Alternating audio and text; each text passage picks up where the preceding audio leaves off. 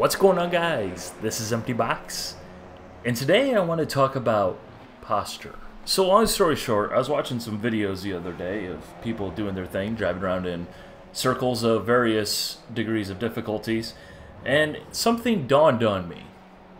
There's something that we never talk about in sim racing, that is posture, but yet at the same time, what I was seeing from numerous different people, and in hindsight, what I've seen from numerous different people over the years, but never really put two and two together, is terrible posture makes for, more often than not, terrible driving. Now, yes, I know there are plenty of people out there that can somehow manage to be freaking aliens racing on a freaking bar stool while they're stepping on their Logitech pedals, but why would you go ahead and handicap yourself like that if you can possibly avoid it? The number one thing I keep seeing time and time again in these face cams that people put in their videos is they have their arms way extended, way out there. They're reaching out to the steering wheel, which then screws everything up because then they're having to drive with their shoulders. If you pay attention, you'll see that they're rotating their shoulders like that gif of Shaq with the freaking cat in there. You know the one I'm talking about. Or alternatively, they got their elbows like locked and pointed to the ceiling. The inside of their elbows pointed straight up. How are you ever going to save the car? Yeah, sure, it'll get you around the track, but when the car starts to slide, and here's the thing, race cars always start to slide, then you're already behind the game because you're trying to move big muscles rather than just your forearms, your wrists, and your hands. Then you'll get into the guys who have the 10 and 2 grip. Yeah, sure, it might be what you taught in a road car, but there's a reason like race cars don't even have round steering wheels anymore. It's almost impossible to hold these modern race car wheels at 10 and 2. I mean, I can think of 2 race car drivers of any sort of note that have like 10 and 2 grip. One's John Alesi, the other's Marco Andretti. I wouldn't exactly say either one of those are like supreme. Yeah, that's the way everybody should do it. Not that they're terrible.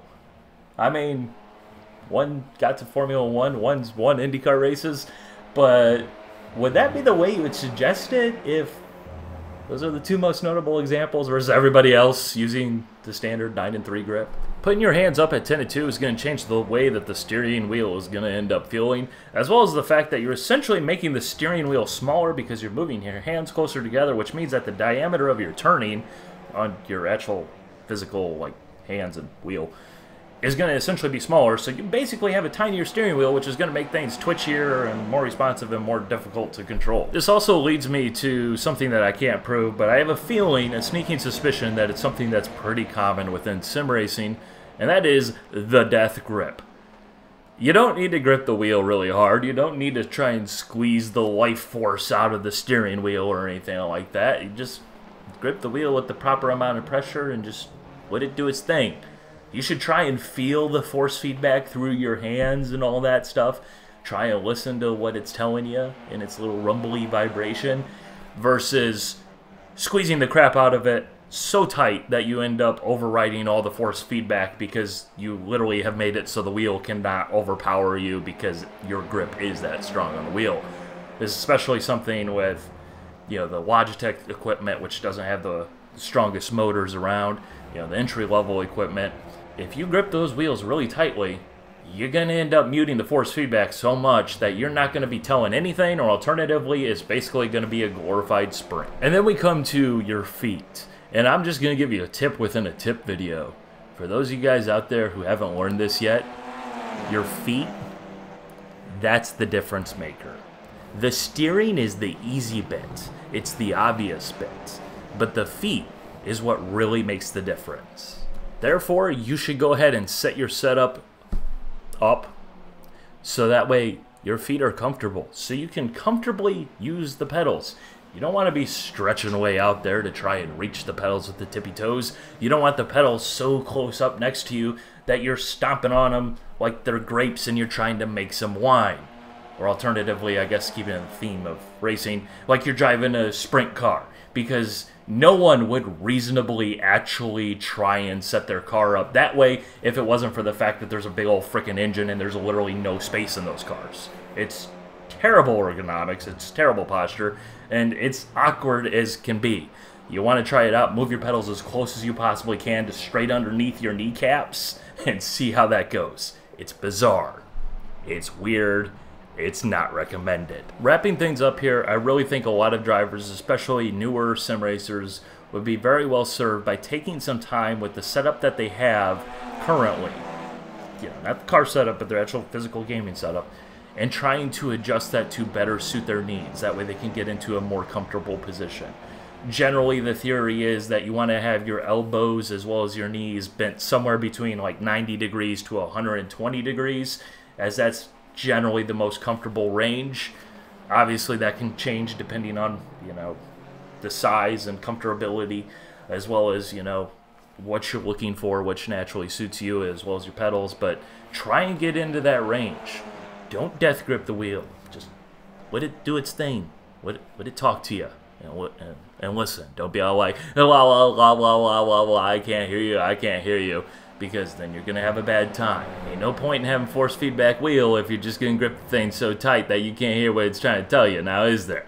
Unless you want to go ahead and shell out 1,000 big ones, you might as well get that light grip going on. Nice and dainty. And if you're unconvinced, you're still like, hey, you know what? I think racing on a bar stool sounds like a good idea, and I think that's going to work out really well for me. That's the setup I'm going to go with, even though I have other options available.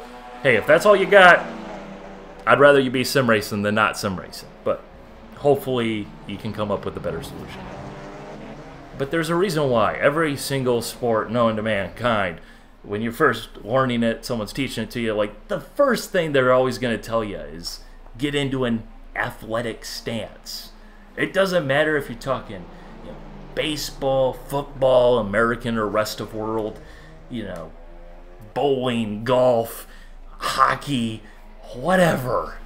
They're going to tell you, get into an athletic stance, get a little knee bend, get comfortable, get ready for action and to do the things that you need to do. They ain't going to tell you, hey, yeah, go ahead, stand there extra rigid and stiff. That way you can't move your muscles and walk around like a penguin and all that, because that's how you run really fast. Don't bend your legs ever. It's bad for you. You can fix your posture. You can improve your posture for pretty much free 99, if even that. I mean, just a little bit of your time in the games that you're going to be playing anyways. Experiment. Try things out. Try and get comfortable. Try and find something out. Maybe you find that, hey, you know what? I do actually like dancing on the pedals as if I'm smashing grapes trying to make some wine because it brings back good memories or something. Maybe you decide that you're actually one of those people who wants their legs way the heck out there in no man's land, so that way you can barely even reach the pedals, because after all, if you can barely reach the pedals, you won't be smashing the throttle and locking the brakes as often, right? There's a 4D chess strategy right there. But yeah, long story short, again, I've ranted, I've raved, as always. It is what I do, I guess. Take a look at your posture. Anyways, hope you guys enjoyed. Alright, bye.